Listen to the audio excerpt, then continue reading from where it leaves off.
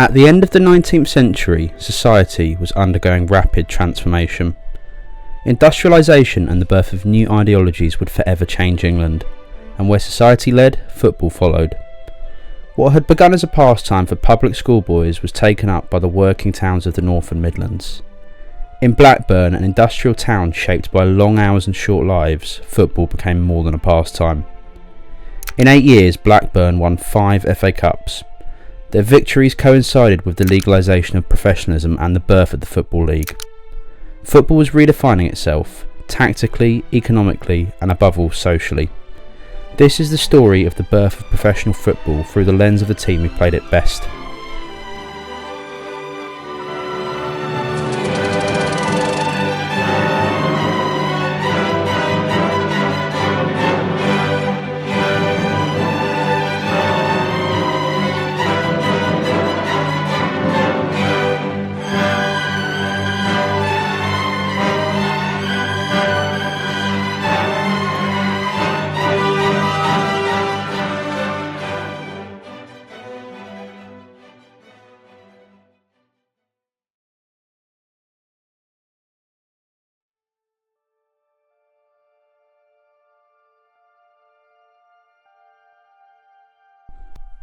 Since the Middle Ages, textile manufacturing had been the main industry in Blackburn. The Industrial Revolution saw Blackburn grow from a village of a few thousand people to a town 10 times the size in just a few generations. By the mid-19th century, Blackburn was a cotton town deeply integrated into global trade.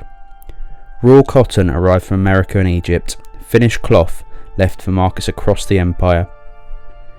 Blackburn's economy was volatile, tied to international demand and periodic slumps. Technical innovations like the power loom saw sudden massive spikes in joblessness. Employment was insecure, with long working hours the prize for those still in work.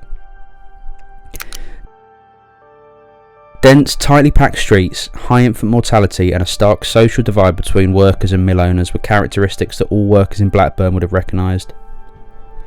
In rare moments where people were not focused on the immediate needs of survival, chapel groups, trade societies, temperance organisations and political associations all proliferated.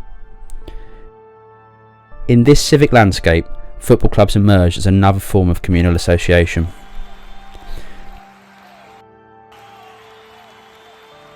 Blackburn Rovers were founded in 1875 by young men who had been educated away from the town. Many northern clubs began with a mixture of public school influence and northern industrial workers looking for a Saturday pastime. The rules of the game had been codified in elite institutions, but the appetite for competition was strongest in industrial towns, often when entrepreneurial industrialists saw the money-making potential in hosting games that drew paying fans. By the late 1870s, Blackburn supported multiple clubs. Blackburn Olympic, formed slightly earlier, would briefly eclipse Rovers. Darwin, just down the road, were another rising power. Immediately, these teams were deadly serious. They were organised, with subscriptions, committees and fixtures that drew large crowds.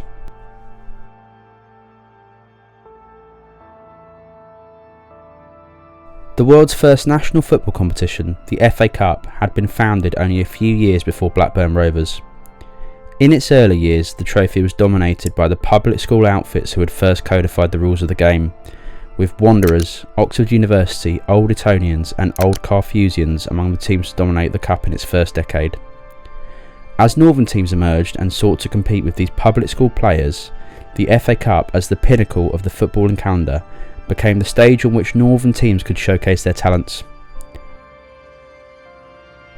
As the increase in railways made travelling south ever more feasible, northern entries increased year on year. Blackburn made their FA Cup debut in 1879, going out in the second round to Nottingham Forest without ever making it down south. A similar story the following year saw them knocked out by the Wednesday. Their breakout came the next year, wins against Blackburn Park Road, Bolton Wanderers, Darwen, and a revenge victory against the Wednesday, seeing them reach the final. The first team outside the home counties ever to do so. Their opponents at the Kennington Oval were Old Etonians. It was a clash between two teams representing diametric opposites, the established heart of codified public school amateurism against the coming wave of northern industrial football. In the event, the establishment team dominated, controlling the game and running out deserved winners, the 1-0 scoreline flattering Blackburn more than Old Etonians. Despite reaching unprecedented heights, Blackburn came off the field still yet to beat a Southern side in the Cup. It would not be Rovers, but a different team from Blackburn who would break working class football's glass ceiling. The next year, Old Etonians were back at the Oval, this time facing Blackburn Olympic. It was 1-1 after 90 minutes, meaning the final went to extra time. Olympic's players had trained specifically for endurance, reportedly taking a seaside retreat to prepare, a detail that hints at something changing. Preparation was becoming systematic. Training was not an afterthought. When Olympic scored the winner and became the first Northern working class team to win the FA Cup, football changed in a way no one at the time could have appreciated. Not only had the public school monopoly been broken, but any semblance of sporting success. Never again would a public school win the FA Cup. For Blackburn Rovers, Olympic's victory was both an inspiration and provocation. Civic rivalry intensified. If Olympic could do it, Rovers could surpass it.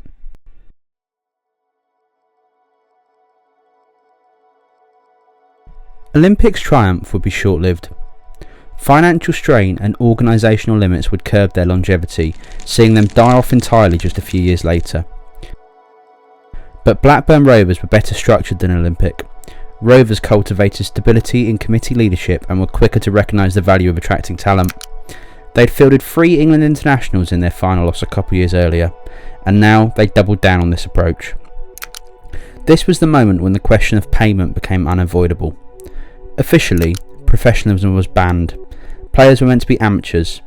In practice, Northern clubs quietly compensated players through expenses, employment arrangements, or indirect incentives.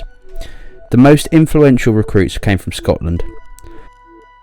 Scottish players had developed a more collective passing style, often described as the combination game, in contrast to the English preference for individual dribbling runs. Scottish influence brought shape and structure. Football in the 1880s is often imagined as chaotic, 22 men all charging forward. That caricature contains some truth, but it obscures some important tactical shifts. Most teams lined up in a 2-3-5 formation, 2 fullbacks deep, 3 half-backs in midfield, 5 forwards stretched across the pitch. Offside laws, stricter than today, required 3 opponents between attacker and goal. That encouraged closer passing and structured movement. Scottish sides had pioneered short passing triangles. English Northern teams adapted these ideas but retained a directness shaped by heavier pitches and physical contests. Blackburn Rovers excelled in this hybrid model. Their forwards rotated positions fluidly for the time. Wingers tracked back more than their southern counterparts. The half-back line pressed aggressively, compressing space. What distinguished them was not innovation in isolation, but assimilation. They absorbed the best ideas available and executed them with discipline. In an era before formal coaching manuals, tactical evolution travelled by imitation and competition. Success forced others to adapt. In 1884, Rovers would have their breakout success. Ironically, it was against a Scottish side, from whom they had taken so much influence. In the final, they faced Queen's Park of Glasgow, a team who retain amateur credentials to this day. Queen's Park, who became one of the only Scottish teams ever to play in the English FA Cup, represented the most refined version of Scottish combination football. But Blackburn overcame this, surviving moments of heavy pressure to find themselves 2-0 up. They then assumed a defensive posture. Queen's Park pulled one back, but it was not enough. The match was tight, with a controversial call not to give Queen's Park a goal after it appeared to cross the line of Blackburn's goal, but Rovers' physical edge and sharper finishing made the difference.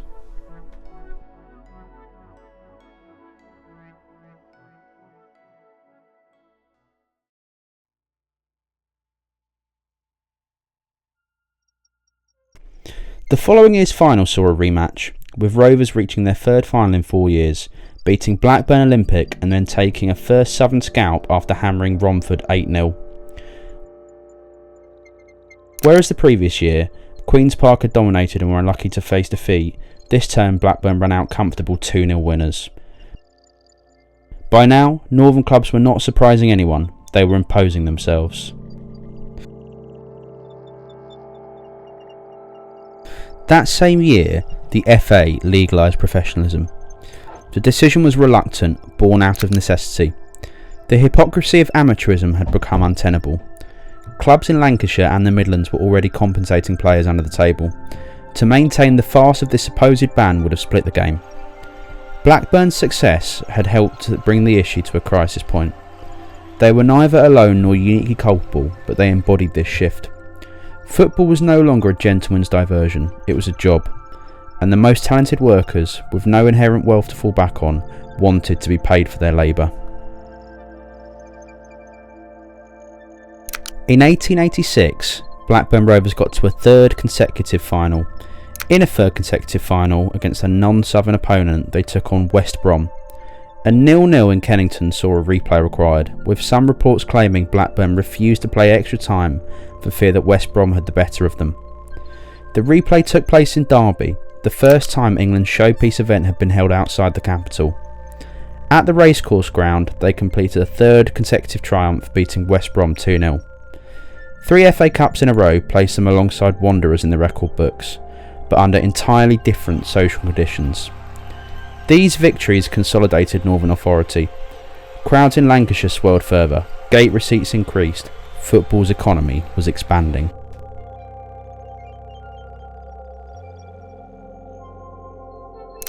The struggle between amateur and professional ideals did not vanish in 1885. Southern critics continued to argue that payment corrupted the spirit of the game. Northern clubs countered that working men could not afford to train and travel without compensation. This argument was deeply interwoven with wider cultural attitudes in a society where strict class constraints still lingered. But these constraints were coming under intense scrutiny. The franchise was expanding. Working class people and their votes were more significant than they had ever been before. The sport, born from public school codification, was asking itself some fundamental questions. Could a working class man be considered honourable if he played for wages? Or was payment inherently degrading? Would it lead to players cheating for success and money, abandoning the Corinthian ideals upon which the sport was founded? Football answered these questions pragmatically. Crowds preferred quality, clubs preferred victory, the market overruled ideology. Blackburn Rovers operated inside this tension. Their players were increasingly recognised as specialists. The notion of football as employment solidified. By the late 1880s and early 1890s, the amateur ideal was losing this battle of ideas. The professional had become central. And while at first not everyone agreed, and clubs would spend the best part of a century trying to limit players' financial ambitions, the professional would never lose this centrality. The genie was out of the bottle.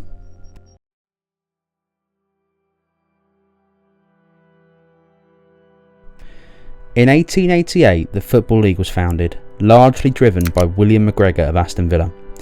The new competition guaranteed regular fixtures and thus regular income.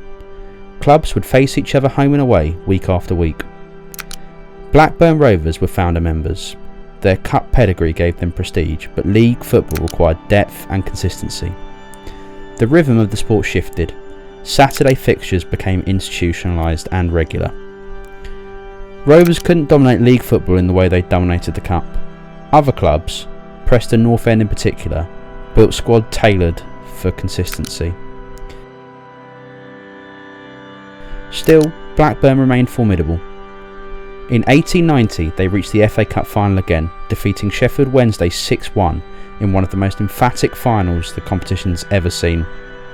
The scoreline reflected the attacking orientation of the time and Blackburn's capacity to overwhelm opponents when the space opened. In 1891, they defended their title, securing a 5th FA Cup, beating Notts County 3-1. 5 victories in 8 years, a sustained run in a rapidly professionalising sport. After 1891 though, Blackburn Rovers' dominance faded. The sport continued to expand, tactical ideas evolved further, financial competition intensified. The balance of power shifted between industrial towns. Blackburn would remain an important club, but the concentrated era of cup supremacy had passed.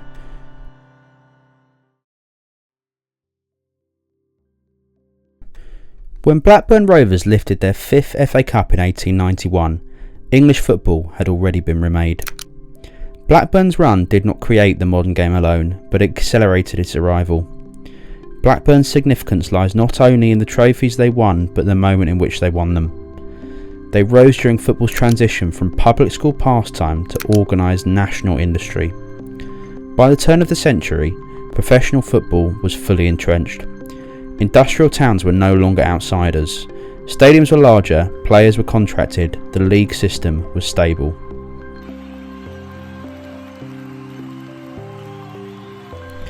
But this shift was not inevitable. It was fiercely contested in committee rooms, in newspapers and on muddy pitches up and down the country. From smoke-filled Lancashire came a template that would define English football for generations. Structured clubs, paid players, mass spectatorship and the conviction that success belonged to those who were prepared for it.